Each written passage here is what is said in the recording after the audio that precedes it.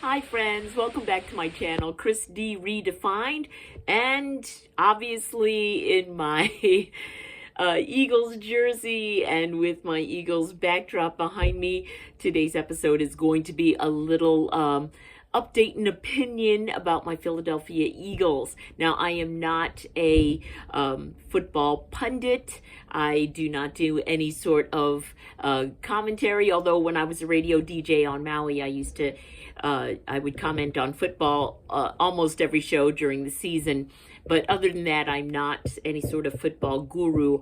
And I actually am just obsessed with my Philadelphia Eagles. I don't watch because I live in a different time zone.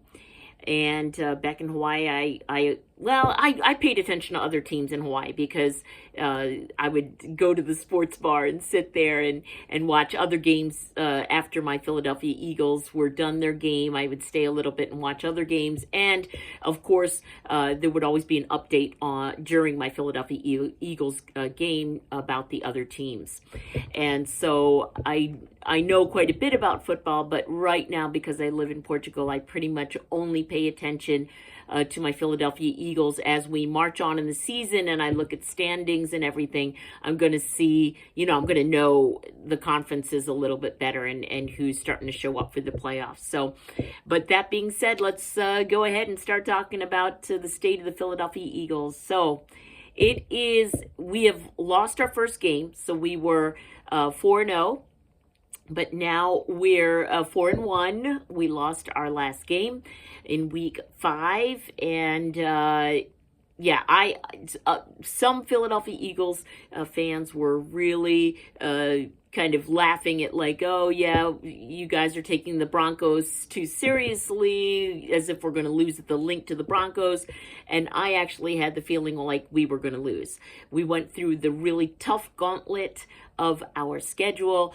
Dallas, yeah, okay, they were the easier of all of them. Dallas, then Kansas City, the Rams, and then Tampa, and then the Bronx. And I don't think we took our foot off the gas. I just think that everything that we did wrong in the previous games really came and bit us in the tail during the Broncos game. And so, and I got that from Reuben Frank. For those of you who are watching that are football Philadelphia Eagles fans, Rube is a long-time Philadelphia Eagles commentator and writer with Eagle Eye Podcast and with NBC Sports Philadelphia. So I do agree with his assessment that we were doing many things wrong that we just didn't get caught on. Personally, I think because our quarterback, Jalen Hurts, he refuses to lose. So up until our last game, we had won 20 out of our last 21 games. Now we've won 20 out of our last 22 games. And so, and I really think, what game was it? Was it Tampa Bay? Or was it, I think it was Tampa Bay, where Jalen Hurts, our quarterback's head hit the turf.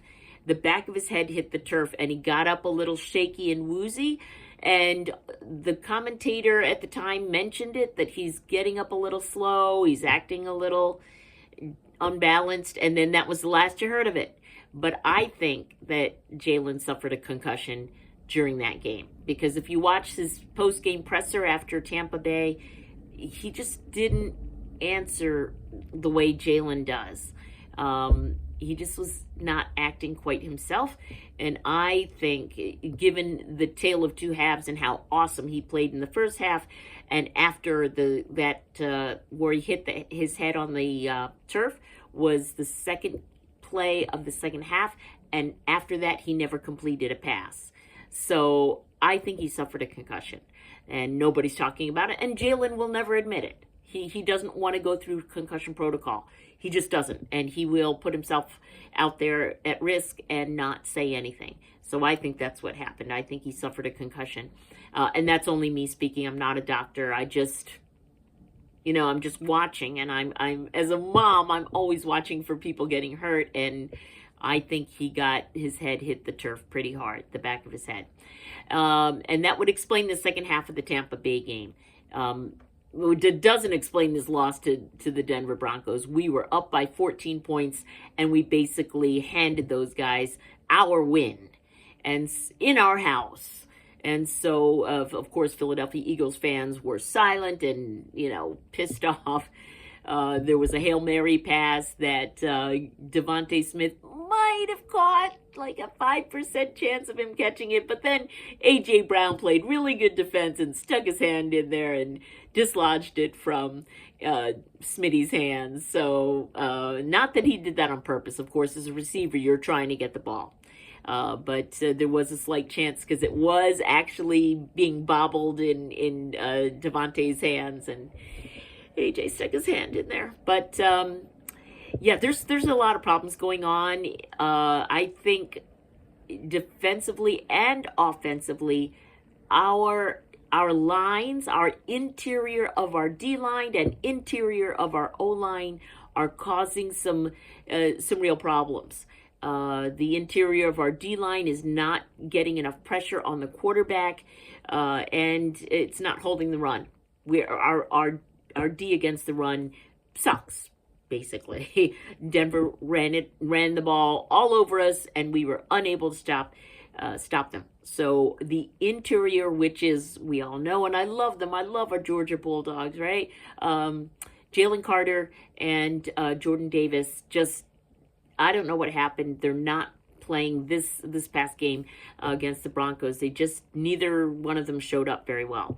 They did their job. They didn't do their job exceptionally well, but they did their job. And we're used to them playing like exceptionally well. Of course, we know Jordan Davis, pretty much won that one game. Not won, and we would have won by a point, but that walk-off blocked kick and then score was amazing. But Jalen Carter has not been really showing up in the stat line for the last couple of games. I don't know what's going on there. Tampa Bay, I know it was super hot down on the field, like 100 degrees, so maybe that affected them. But everyone else had to deal with the heat, so I'm not sure what's going on there. Flipping the script and going over to the offensive side of the ball, we have got so many injuries on our O-line. It's just catastrophic, and people are... Landon Dickerson, of course, left the field, and now we know that he has a high ankle sprain, which could be, depending on the severity of the strain, it can be anywhere between 2 and 4 weeks that he's going to be out. Some pundits are saying that it may be good. He really does need to sit out because Landon Dickerson is probably dealing with a back and a knee injury as well, and it would be just good for him to just sit out and get healthy so that when we need him later on in the season, he'll be good to go. Yeah, I'm not a doctor. I know that high ankle sprains are tougher to come back, and they do recur. And so not good, because Landon Dickerson is a Pro Bowl lineman. So that's not good. And in addition to that, Cam Jurgens, our center, is also not playing up to par. He's not following through on his blocks. He's standing up a little bit more, and I think he had back surgery in the offseason, and I think he's still healing from that. I don't think he's quite himself, but we don't have a choice. We have to play him, and he probably will never admit that in public. This, of course, affects. So then, we now have Tyler Steen on there at, I think it's guard. And then, of course, Jordan Mailata, who, Philly loves. But when you're not playing with the guy you're used to playing next to, Landon Dickerson went out of the game.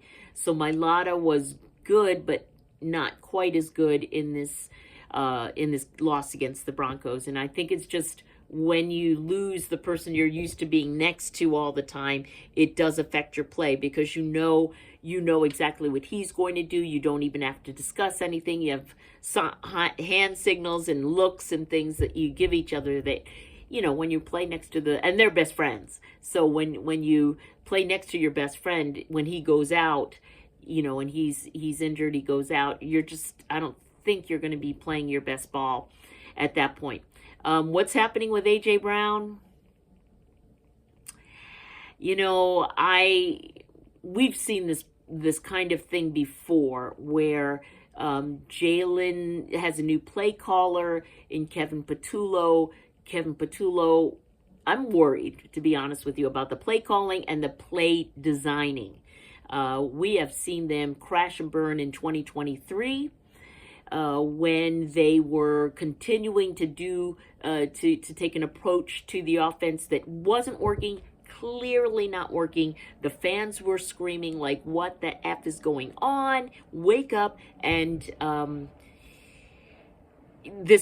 I don't know, I'm just feeling kind of like we could see a repeat of this because Kevin Patullo was around back when that happened. He's like Sirianni's right-hand man, and Sirianni, you know, he was the one he's the head coach. He's got to take responsibility. We crashed and burned in 2023. We better not crash like that this year because we've been through this already where we were winning 10-1 and, you know, our record was 10-1 and we were like, oh, at least we find a way to win. And then, you know, we came up against, I think it was Tampa Bay, and we just totally folded and we really sucked. So, I really hope we're not seeing that, but I'm seeing the same pattern where we're doing the same exact thing. Defenses are cluing in to how to beat us, how to beat our offensive strategies, and there's no adjustment from Sirianni, Kevin Patullo, leaving Jalen just on the field trying to do his best. He's scrambling around, can't find an open hole because our O-line can't hold defenders because of all the injuries. And then he winds up scrambling, and then he winds up taking a sack. You know, he got sacked 6 times in this past Broncos game. So how do I feel about it now? I don't know. I need to watch maybe one more game. We're playing the Giants today, actually. We're playing the Giants today at... over here in Portugal, it'll be 1:20 in the morning, so I need to go to bed soon so I can wake up and be ready for that game. And then I have to go to school. I have to be at school by 8 a.m., so no rest for the weary. I need to go to bed early so that I can wake up and watch the game. And then, it's, how do I feel? If I start seeing the same pattern of offense that has not been working, where they're not making adjustments and they're not balancing passing with the run game. Saquon Barkley got, I forget how many touches he got, and Jalen threw for 38 passes against the Broncos, and nothing was working. So, they need to find a way, whether it be to involve different running backs for a different look, or whether it be changing the routes. A.J. Brown, he's doing, of course, if I was the second best wide receiver in football, I would want the ball a lot too. So I can't even blame him for being mad. But we need to get him more creative routes. He needs to follow through on his routes. He kind of gave up on that long route, and that cost us the game, if you ask me. But, maybe what's in his head is affecting how he's playing. I don't know. So I will say that if our Eagles have difficulty putting away the Giants, then it'll be panic time for me. And I'm going to start looking at it more realistically and perhaps pessimistically after that. So we shall see if Kevin Patullo and Nick Sirianni can get it together and have a game plan ready for Jalen that is effective. And then let's see if Jordan Davis on our D-line, Jordan Davis and Jalen Carter can have exceptional games. They can. We've seen it happen before.